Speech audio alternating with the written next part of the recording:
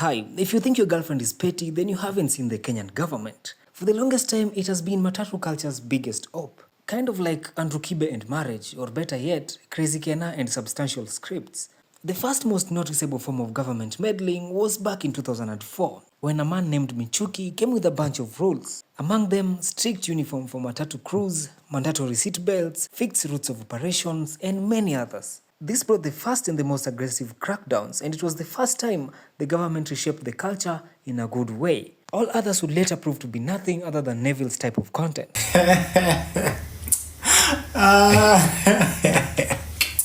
Around 2014 to 2020, there was a major attempt to phase out 14-seater Matatus, obviously in favor of the larger buses and the BRT.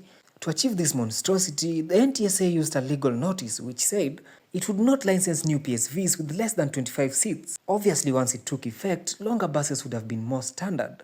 Unfortunately, by this time, Kibaki had offered free education. Even people like Sudi could read, so they got sued. Around July 2020, the High Court ruled that that move was very much illegal and unconstitutional. Why, you ask? Because my grandmother was not consulted, and that, my stinking friends, is what we call public participation. And as a result of that, the whole move was nullified. It's about participation. In 2016, the government, and specifically NTSA, headed a crackdown on loud music, graffiti, and noisy exhaust.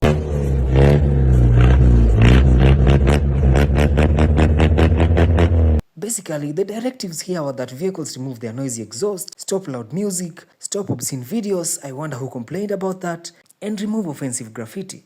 And by that, I mean what they, the government, thought was not right had to be removed, which could also mean everything. From American football graffiti to, believe it or not, computer codes.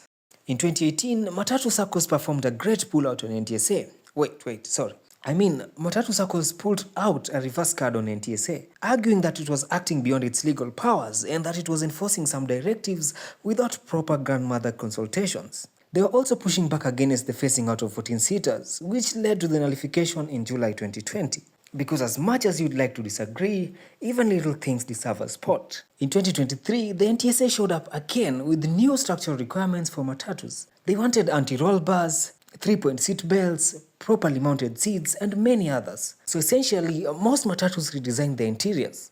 But this is barely much more than Michuki rules. It's like going for a long haul and getting a short call bonus. Nothing to be proud of, if you think about it. In 2025, there was a new crackdown on graffiti, branding, and flashy Matatu design, because you all know, for the longest time, Matatu graffiti has been known to affect vehicle engines, therefore causing accidents. Now, NTSA has ordered all public service vehicles with graffiti and tint on the windows of the vehicles to remove them immediately or risk vehicle impoundment, suspension, and revocation of the operator's license. But essentially, they just wanted uniformity in the streets, which is as beneficial as having Opio and I as the Energy CS. Okay, what oil is it?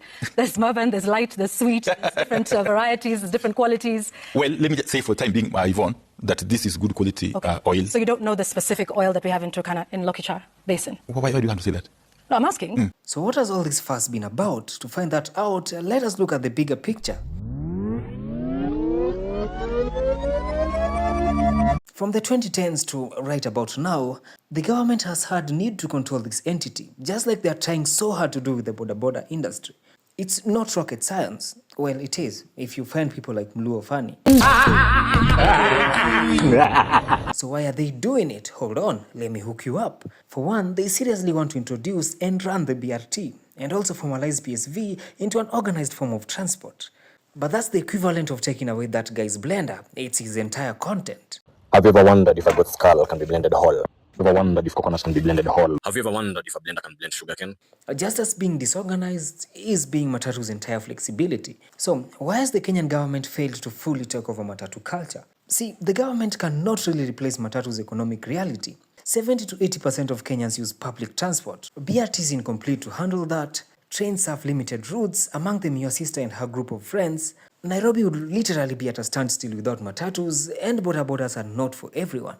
To add on to that, Matatus are privately funded, which means they are more efficient and flexible than any other government project on the roads. They pay taxes, parking fees, permits, everything, benefiting the same government at the same time. Let's not even mention the amount of employment opportunities Matatu culture creates. Actually, let's do it. The culture has employed drivers, conductors, mechanics, graffiti artists, circle officials, etc. This is more than the government can create at any given time without pockets being filled. Also, Matatus adapt faster than any government system. The government is slow and rigid, documents have to be signed, precious time has to be taken, money has to be spent. Ask your favorite civil servant how much it cost to change KRA's letter A into an S, then go sit still in a corner and think about your next election decisions. On the other hand, Matatus are fast and flexible. A new estate could spawn tomorrow, and within a few days, there would be Matatus servicing that route. Another reason is Matatu culture owners are politically connected. I know a certain political figure, or rather son of, that owns a number of Matatus on the roads. Tonight, we begin with the story of a mysterious Matatu in Nairobi that is getting the police and the National Transport and Safety Authority, NTSA, speaking in hushed tones. Also, they would exercise this ownership indirectly by owning circles, and you'd be damned if you touched any of it. This leads to some kind of safety net, and after that, rules have to be softened. Besides that, the sole reason for being in a circle in the culture was to exercise some form of transport organization and a centralized leadership. But this backfired. Today, circles provide an intentional legal structure for Matatus. They can finally take government associations to court. Adding on to that, being in a circle offers collective bargaining power. Matatus can no longer get pushed around like a UDA cape at a rally. Ni yellow si yellow. Munaambia huyu mashake namna gani? Ngoja. Speaking of pushing things around, do you know how hard it is to push Matatus around at a highway crackdown? You need NTSA officials, a couple of corrupt police officers, vehicles, resources, and many others, none of which the government is afraid to spend, but most humans get tired.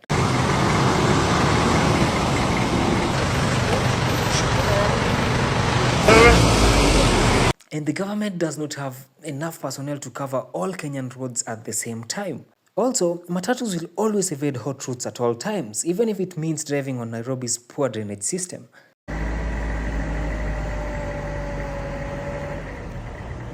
Last but not least, Matatu culture has deep roots in Kenya's identity. Tourists visit us for this. We are taking my Mzungu friends to Matatu for the first time with a lot of music.